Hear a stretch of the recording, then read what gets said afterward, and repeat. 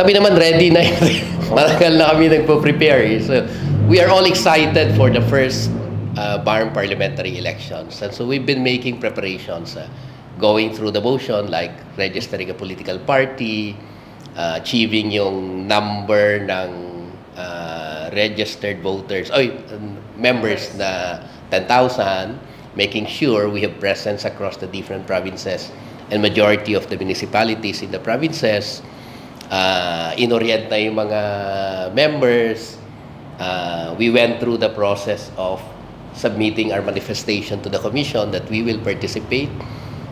We got our political parties accredited.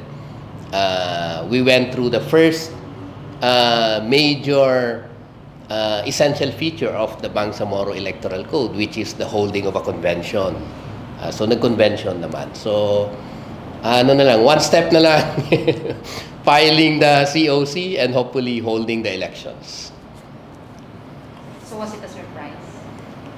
May mga, syempre, nasa kalagitnaan na ng preparations everyone is already preparing for the filing And then all of a sudden, meron kang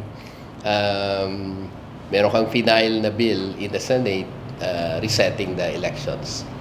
So alam ko lahat ng partido na surprise naman talaga Despite rumors already, ang tagal na rin Oo, pero we were looking at the timelines, medyo mahirap na For instance, I was part of the small team constituted to extend the transition period in 2022. By August, September tapos na kami noon ito November na magsisimula pa lang. so looking at yung past experience, parang sa sige, lagpas na tayo doon sa critical period na meron pang magagalaw. So it's all set for the elections. And but on the eve, hindi talaga. On the eve of the filing. Yes. Oo nga, talagang first day supposedly nung filing, November 4. And then simultaneous with that, meron kang... But he said it in a radio program on Sunday. Hindi yes, tama. But we saw the transcript the following day. The following day na, yes. Nag-ikot nga sa social media yung na yon. What's the first reaction or what's the first order of business among BGC members? Naman nakaset naman lahat so we'll just go through the motions of filing kasi whatever happens, tingnan natin kung But before that, sir, the Supreme Court decision on Sulu affected BGC also. Yes, in a major way, yung Sulu, because alam naman natin yung head ng coalition is si Governor Sakur.